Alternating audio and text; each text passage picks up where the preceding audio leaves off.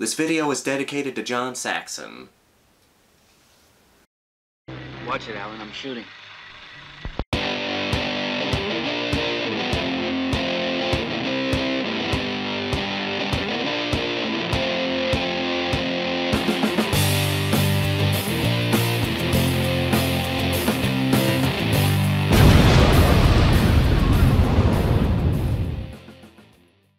Cannibal Apocalypse.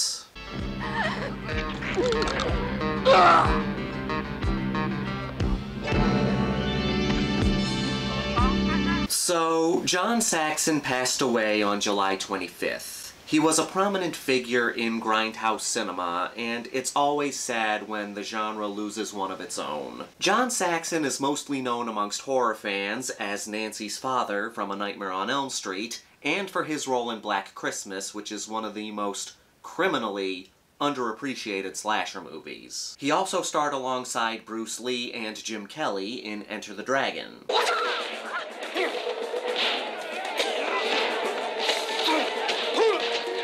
However, Mr. Saxon was also a big name in Italian exploitation, appearing in Mario Bava's The Girl Who Knew Too Much, which many people consider to be the first Giallo movie, Tenebrae by Dario Argento, and The Scorpion with Two Tails by Sergio Martino. He also appeared in many Eurocrime movies like I Kiss the Hand, Violent Naples, Blazing Magnums, and The Cynic, the Rat, and the Fist. But I wanted to send John Saxon off with a review of one of my favorite Italian cannibal movies, Cannibal Apocalypse, aka Cannibals in the Streets, aka Invasion of the Flesh Hunters.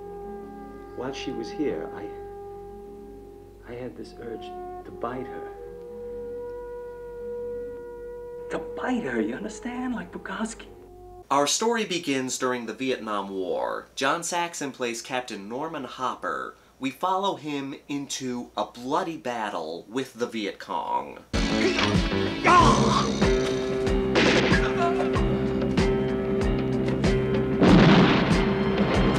After a quick but violent shootout, he discovers a pit near the Viet Cong camp. And in that pit are two men, Tommy and Charlie, who were hometown buddies of Captain Norman. These two have been held prisoner for God knows how long, and they've engaged in cannibalism. Why am I glad to see you guys alive?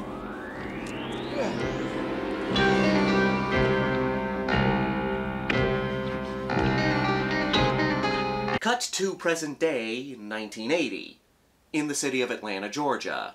Norman has been suffering horrible nightmares from the Vietnam cannibal incident. At the same time, his buddy Charlie has been released from the mental hospital. Charlie's enjoying his first day in the world of the sane people. He goes to a movie theater to check out a war movie and watch a young couple make out. But then he snaps and bites the woman.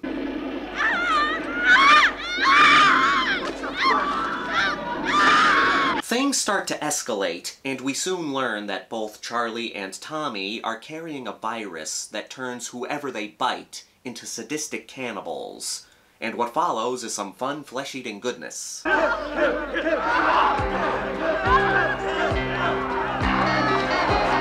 Cannibal Apocalypse is another addition to the Italian cannibal genre.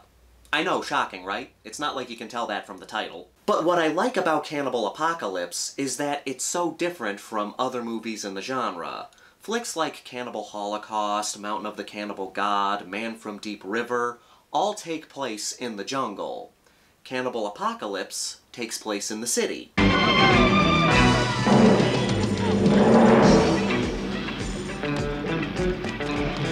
It has many elements of a zombie movie. Charlie and Tommy have a virus that turns people into cannibals, just like in zombie movies. The difference is, the cannibals in this movie are not the living dead. Picture the rage zombies from 28 Days Later with more intelligence. Parker, what happened? Oh my God, son, put it down.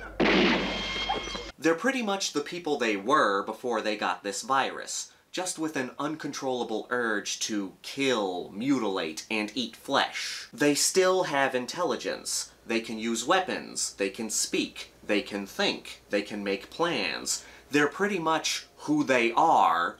They just want to eat people. It's similar to Umberto Lenzi's Nightmare City. The zombies in that movie aren't really zombies. They're people infected with something that makes them go mad. And they're smarter than the average bear. I mean zombies.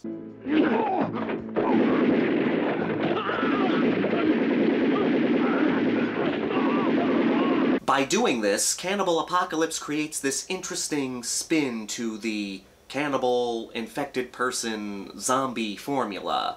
Norman also carries this virus, and he eventually teams up with Charlie and Tommy.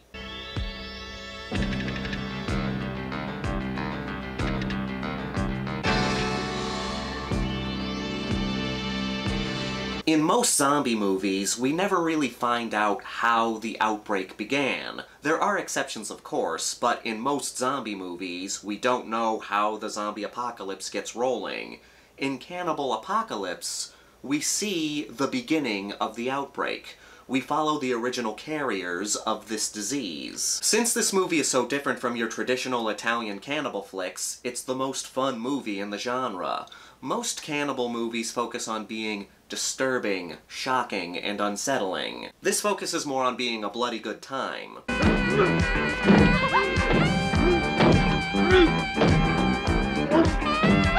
There's plenty of gore spread throughout the movie. We get shootouts, fights, and of course flesh-eating. One of my favorite scenes, which is also pretty suspenseful, takes place after Charlie has bitten the girl in the movie theater.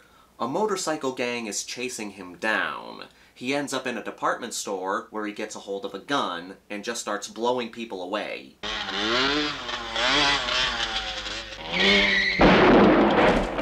This leads to a rather tense standoff with the police. This is Captain McCoy. I want to talk to you, fella. Can you hear me in there? The character of Charlie is one of the most entertaining characters in cannibal flicks. He's played by Giovanni Lombardo Radice, who's also big in Italian horror. He appeared in City of the Living Dead, Cannibal Ferox, and House at the Edge of the Park. Giovanni is good at playing over-the-top scumbags and outright weirdos. His character is so crazy and unpredictable in this flick that you can't help but have fun with his insanity. Yankee Doodle got shut up. Yankee Doodle Dandy, and called it macaroni. And he's got a good pair of crazy eyes. I love me a good pair of crazy eyes. Tommy's also a fun nutcase. It takes a while for him to appear in this movie, but once he does, he's the right amount of over the top. Hey, Captain! Remember me? It's Tommy! You hunky-ass bastard! Remember these choppers?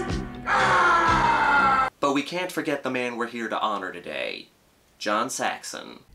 Tell me more about it. Something's wrong with me. I mean, really wrong. Ever since I came back from Vietnam. He is fantastic in this movie. You can tell that Charlie and Tommy were loony before they got this virus, but Norman was a good man before he became infected. Picture if an entire zombie movie focused on someone becoming a zombie. That's Norman's journey in Cannibal Apocalypse.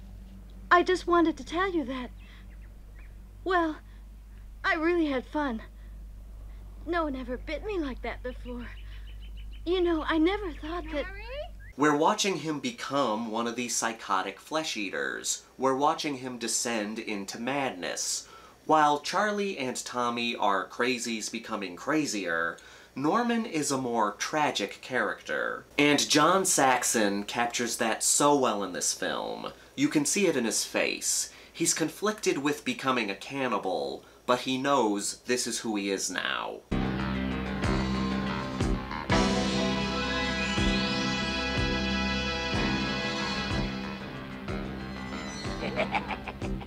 Cannibal Apocalypse is one of my favorite Italian cannibal flicks, and because it's more fun than its more disturbing counterparts, this is the movie I recommend for people just getting into Italian cannibal flicks. Cannibal Holocaust is the best movie in the genre.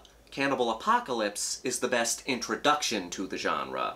And with that, let's get to the Grindhouse Rankings. We've got a body count of about 35. The kills mostly consist of gunshots, but we also get some fire deaths, beatings, and some good old-fashioned flesh-eating. John Saxon is fantastic in this movie. It's a shame more people don't talk about this one.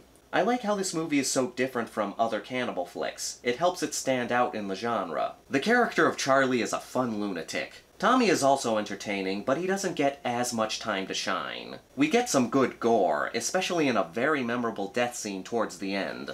There's some good suspense and some fun action, and we get a decent tragic ending. I'm giving Cannibal Apocalypse a 4.2 out of 5. It's a good introduction to Italian cannibal flicks before diving into the more disturbing stuff. As always, I want to thank all of you for watching and supporting my channel. I want to take this opportunity to raise a glass to John Saxon.